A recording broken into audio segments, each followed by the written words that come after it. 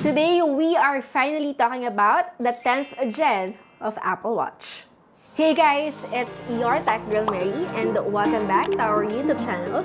Yes, before you purchase or even before you pre-order here in the Philippines, you might as well watch this first. Actually, hindi lang Apple Watch 10th gen yung pag-uusapan natin on this video, but as well as the new Apple Watch Ultra 2nd Gen. Not entirely new, but this one is new because of its black finish. Actually, itong black finish was what everyone was expecting and wanting from the launch of the Ultra 2nd Gen. Aside from the new updated features, we also want a new colorway.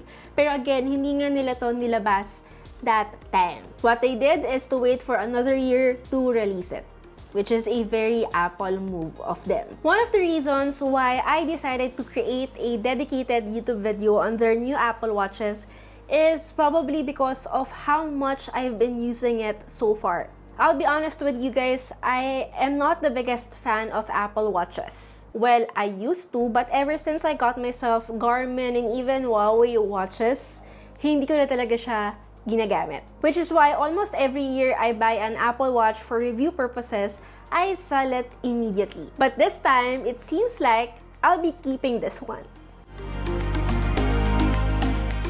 The Apple Watch Series 10 still comes in two sizes. We have the 42mm and the 46mm. And obviously, what I got is the one in 42mm, just the right size for my wrist. While this one in Apple Watch Ultra 2 in satin black, this has a 49mm. If you're one of those people who still has an Apple Watch Series 7 or who still remembers the Apple Watch Series 7, it's actually the first major redesign ever since that watch. Why? At that time, kasi yung Series 7 had a 20% larger display as compared to the Apple Watch Series 6. And now, yung Apple Watch Series 10 natin has a 10% larger display as compared to the Apple Watch Series 9.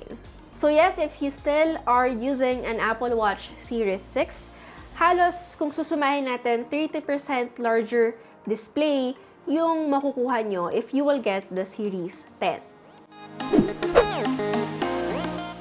Anyway, what else is new?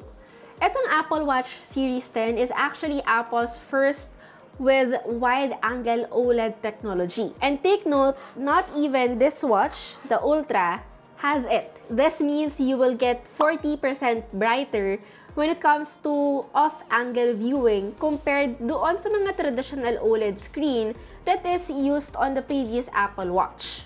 But since I no longer have the Series 9 with me, medyo mahirap tong i-compare. And aside from this Apple Watch Series 10, ito rin yung pinaka-manipes at 9.7mm. 10% less thick as compared to the Series 9. I mean, visually and even on hand, that's actually nice. But you know what's nicer? Having a longer battery life, from which we will talk about in a while. From the Series 9, I'll be honest, hindi ako masyadong nakakita ng noticeable change. So if you're one of those Series 9 owners, I wouldn't think mapapansin nyo yung 10% thinness na binawas dito. If you remember, we have a stainless steel option before together with the regular aluminum Apple Watches. So yes, fully inalis na nila yung stainless steel and replaced it with titanium, which is very similar to what they're doing with their recent iPhones. May aluminum choice kayo from the regular iPhone 16 and meron din kayong titanium choice for the iPhone 16 Pros. Fortunately then, yung Apple Watch bands from the previous Apple Watches can still fit the new Apple Watch Series 10.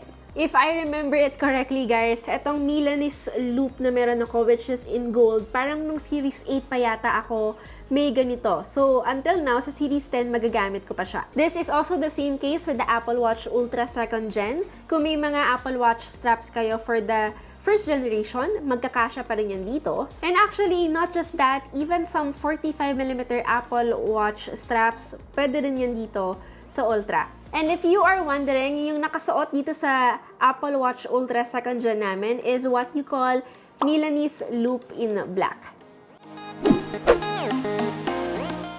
Okay, so one of the new things from the watchOS 11 at the same time with the new Apple Watches is the sleep apnea. Ito yung bago nilang addition with its health and wellness feature. But take note guys, hindi porket naka-Apple Watch ka na merong watchOS 11 is magkakaroon ka na ng sleep apnea feature. You can only have this if you have the recent Apple Watch Ultra or even the Apple Watch Series 10 and even the Apple Watch Series 9. Make sure lang na running on iOS 18 syempre yung inyong smartphone. And of course, your Apple Watch has the watchOS 11. Pwede nyong i-enable yung sleep apnea sa notification ng inyong health app. And on a nightly basis, pwede nyo nang i-view or i-review yung inyong breathing disturbances. Although, hindi nyo immediately makikita ha, kasi you have to have at least 10 nights in 1 month for you to be able to receive an alert of whether may possible sleep apnea nga kayo.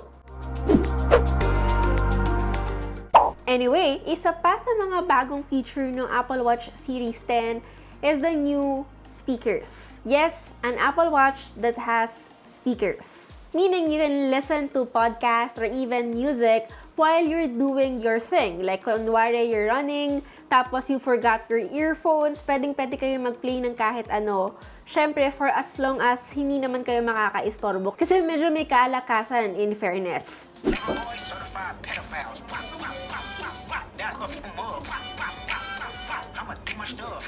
Kasi hindi lang ito para dito since may bago ding voice isolation feature to reduce background noise on phones and FaceTime calls. Somehow the same feature that can be found on the AirPods Pro 2. So even without any wireless earphones, tapos nasa mga loud places kayo, like for example, concert, or you are coming from any loud place, the caller from the other end will still be able to clearly hear your voice.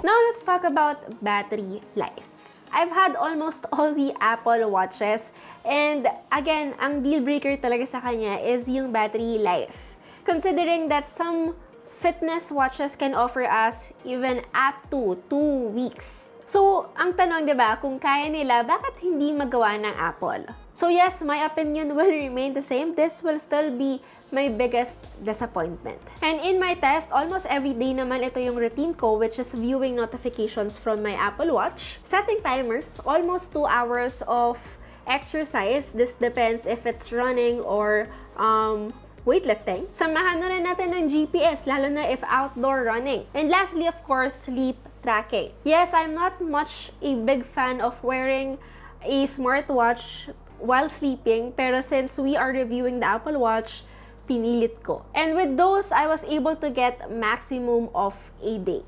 Every end of the day, araw-araw, I had to charge my Apple Watch Series 10, which is the same case with my Series 9. And yes, with that routine I mentioned earlier, wala pa dito yung pagpiplay ko ng music ng malakas using the new speakers. So imagine na lang if sinama ko pa yon, mas iiksi pa yung battery life niya. But gladly, buti na lang guys, yung bagong charger ng Series 10 ay mas mabilis na. For you to get at least 80% of charging in just 30 minutes, you have to use guys yung charger na kasama sa kanya. And of course, pair it with a 20 watts adapter. Anyway, actually, that's basically it. Lahat naman ng minention ko ay yung mga bago lang na ginamit ko din sa kanya. I wouldn't say na sobrang revolutionary ng changes from the Series 9 to the Series 10. Actually, this is the case naman in almost all of their products. You need at least siguro 3 years gap to find a difference. But to answer the question on why I no longer want to sell my Series 10 this year is probably the color. I love gold accessories. Even yung mga smart rings ko, I always choose gold. And rarely tayong makakakita ng isang smartwatch na kulay gold, which is why I opted for this gold titanium. Aside from this, I also really appreciate the wearability. I love how it sits on my wrist perfectly and it's not too heavy. Actually, yun naman yung pro for having titanium. Hindi lang siya basta kulay but as well as a lighter weight. So if we were not to look at the battery life, I really think the Apple Watch Series 10 is the perfect smartwatch for you. Pero syempre, wag naman kung galing kang Series 8. Kasi if galing kang Series 8, Series 9, hindi pa talaga ito yung time for you to upgrade. Unless you have the money to spend. But if not, tapos blood oxygen lang naman yung need nyo sa Apple Watch nyo, or also your sleep, looking at your notifications, and even a bit of sports, then your Apple Watch Series even 7 onwards is good enough. Kung naka 6 ka tapos nag-upgrade ka sa 10, sobrang perfect na yan. Anyway, that's basically it. Again, it's your Tech Girl Mary and see you on our next video. Bye!